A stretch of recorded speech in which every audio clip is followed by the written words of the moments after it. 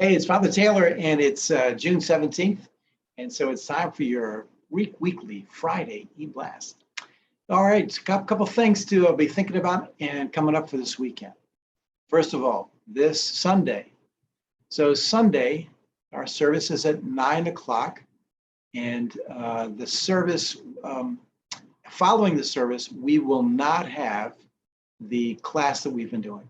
So if you've been tracking along, we did a class coming up. This will be 3 Sundays ago.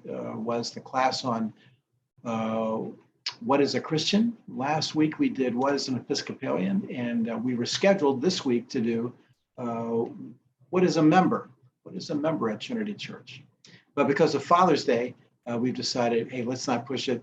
We'll just do that the following week. So next Sunday, the 4th Sunday in June, we will have the what does it mean to be a member here at Trinity Church. So just a little background and give you some of the inside scoop on some of those what's going on with those classes. So first of all, thank you to all of you who have been coming to these classes. I originally thought we would get 15, 20, and we've had 50s and in the high 40s the first 2 weeks. Second of all, what you may not have been expecting was these are what I call the beta versions. Is I'm just trying to figure out what's really important for our community. Like, how do you understand these things? What is it that our community values most about what does it mean to be a Christian? How do we understand what's our place about what does it mean to be an Episcopalian? So in those two, I gave you volumes of information. I basically gave you like a script of everything that I might have said, and I even knew like I'm going to be editing this even as I do it. So first of all, so those were very long, much longer than a regular class. A regular version of this would run, 30, 40 minutes of presentation back and forth, lots of time for questions and some social interactions. So these are much longer. And last week, it was crazy. I got going on, if you weren't there, I got going into the history of the Episcopal Church and told you more details than you ever would have imagined. And so everything was long. However, this next one is really important too, because what does it mean to be a member of our church? So imagine people who are arriving here for the first time, and they're saying, yeah, we're checking out your church and we like it here. These are the 3 sessions that people will go through to join our church. And in doing so, it isn't just the new people, because the new people you'll be coming with them. Some of you will be coming to support because it's a community. This isn't an HR description of you're joining the corporation. This is you're joining a community. So people come together. We do this together. So those classes are meant to kind of help people understand, how does this church understand what does it mean to be a Christian? What does it mean to be an Episcopalian? And what does it mean to be a member? So if you've been around the Episcopal Church for a while in the diocese, the definition in almost every diocese is pretty much the same, that a membership is outlined as the church is as a 501c3. So for legal reasons, the statement of membership is that you are a confirmed member in good standing, which means that you've attended at least twice, I think, in the past year, and that you give and that you pray for the mission, right? So those are pretty slim, like, hey, wouldn't you want to join a church where that's what it was all about, right? So that's really the membership is more than that. We're talking about people who are becoming part of a community. And so I want you to think about what would really be important. What's, in your experience, the important parts of being a member, like a real member of our community? Showing up, obviously, is a big deal. I mean, if you come once or twice a year, it's really hard for you to participate as a part of a community. You might know the community, you might know where it is, but you're not an integrated part of the community. Part of understanding what it means to be a member has to do with those first 2 questions. What does it mean to be a Christian? And so being a Christian also involves discipleship. And what we said was knowing Jesus and coming to know him better and learning how to to follow him and learning how to serve him as a part of a community. So that's an ongoing process. That isn't a one class and I'm done. That's we're all involved in this. And as a person said in that first class, these are what we value. We can all be at different places on that, but this is what we value. Sometimes we're more into it, sometimes we're less. We're doing our best. So it isn't like you've achieved perfection. It's just that this is what we value.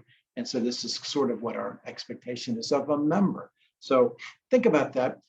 So when you come, not this week, but next week, so we can have a discussion about what does it mean to be a member? What do you understand it to be meaning to be a member here at Trinity Church? Okay, great. So enough of that. So Sunday service is at 9, and we'll see you there. It's Father's Day. But also this Sunday, I do want you to bring up that this will be a farewell Sunday for one of the most faithful people at Trinity Church in the last, 40 years. And a person who I would say there are very few people who love this church to the degree that this guy does, Jim Lawson. So this will be Jim Lawson's last Sunday. And so if you haven't been to church for a while, I would say you might want to turn out just so you can say goodbye to Jim Lawson. Jim, as you probably know, if you know Jim, his daughter, he spent 6 months of the year in Montana, where his daughter and grandson live. And so he's making the move, the full move out to Montana. So anyway, so this is his last Sunday. So please come on out. We're going to have some refreshments and things afterwards. But just after all that he's done, the way he's prayed for the church, the way he's been a senior warden, junior warden, and just all overall like super supportive guy, we're gonna miss him a lot, and we want to honor him this Sunday. All right, trying to think of what else am I supposed to bring up today. So I remember. How could I forget? Monday is Vacation Bible School. So Vacation Bible School, some of you remember an era where it was like a Broadway show, 5 days a week. Certainly by the time, right before COVID, we had a very large VBS, one of the largest we've had. And we had a whole bunch of rooms. You remember Leslie Eichelberger, if you ever went to these things, she was up on a stage doing the kind of like beginning every day with these songs and kids moving. Then we had COVID. And so everything changed because of COVID. And so we did have a version of it last year, which was very different. It's kind of smaller. So we're still trying to make the adjustment. So here's the good news is we weren't sure what to expect, but we already have 15 kids signed up to come to Vacation Bible School. And that doesn't count for walk-ons that we'll have during the week. We have a very, I would say, lean and mean staff, but they're not so mean. It's a very small staff of dedicated folks, smaller than we've used in the past. So we're kind of like, there's going to be a lot of spontaneity in how we end up doing Vacation Bible School, which puts some pressures on leaders. So I'm asking your prayers for Vacation Bible School. And here's what I'd like you to pray for. First of all, I want you to start praying for not the kids first, or even their families, but for the people who are involved as leading. And so Elaine's involved, Amanda's involved, I'm involved. We have a couple other folks involved, but pray for the leaders of this, that God will sustain our health, give us plenty of energy, give us a sense of joy in what we do. We're going to need a lot of help with that. 2, I would pray for all the kids. We're praying for their safety. We're praying the kids, particularly because half these kids don't go to our church. So we're really praying that some of those kids might hear the story of Jesus and might hear the message of Jesus in a way that allows them to begin to build faith in their own hearts this week. Pray for the parents. For some parents, this might be kind of like a nice thing. It's almost like a childcare program. But I'm praying that the parents also can hear this word and see the love of God that's involved, and the parents' lives will be shaped and changed by that. So be praying for all of that for Vacation Bible School. Also be praying for good weather. We had one last year. I felt like we were in Death Valley. I mean, it was so hot some of those days. Thank the Lord for the air conditioning inside. So we have some inside stations this year that we're making sure we use simply because air conditioning. So pray for good weather and pray for safety, safety from accidents and emotional issues and a whole little millions of things that can go wrong. Pray for safety. So pray for Vacation Bible School. Thank you for all. We have a lot of people here at this church that are dedicated prayer people. So be praying. Finally, on a week a week and a day, so a week from Saturday on the 25th, we're having an event. We're trying to figure out in this new world where a Sunday used to be like the least busiest day of the year or of the week. Now Sunday is one of the busiest days of the week if you have kids and the issue of sports. So this has been an issue that Trinity Church has tried to deal with. You'll remember that some time ago that there was a 5 o'clock service on Sunday afternoons. And the purpose of that service was for families that had had busy weeks with their kids. They could come to a 5 o'clock Sunday afternoon service because sports were usually done by then. As it turns out, a couple of families took advantage of that. That became a very different kind of services. And so we discontinued that. And so what would be the way that things work? So Saturday, the 25th, we're having basically like a cookout. And in that cookout, we'll read some scriptures from the next day's liturgy. And we'll have some prayers, but it won't be going into the church and church as you've thought of it. We've got some great ideas of borrowing some of the stuff we learned from Vacation Bible School so parents and kids can interact.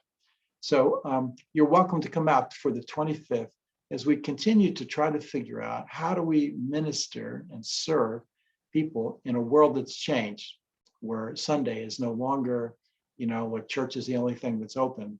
Now everything happens on Sunday. And so how do we deal with that? So that's on the 25th, okay? So Sunday church at 9, no class afterwards. That's next week. Jim Lawson's goodbye. Vacation Bible School on Monday through Friday that you're praying for. And the 25th, having a little cookout, a kind of a way for people to connect, particularly people with kids. Okay, great. So God bless you. And I hope, yeah, almost forgot. This Saturday, we're having this Saturday, the first time we've ever done this is the Fill the Truck, which you guys know we've done that before. But this time we're combining our Fill the Truck version with John Hampton, state rep. He's had a similar kind of event. We're doing that together. And not only that, but we have what's called Field Day. We have little games and things set up at varieties of things going on, establishments here in town. So check out the news below about Field Day and Fill the Truck. This is our summer version of trying to fill up the food pantry and also a way of connecting with our neighbors here around town. Gosh, I almost forgot that. Sorry about that. So great. So God bless you, and we'll see you at Fill the Truck Field Day, Sunday church service, Vacation Bible School, or our cookout on the 25th. Okay, bye for now.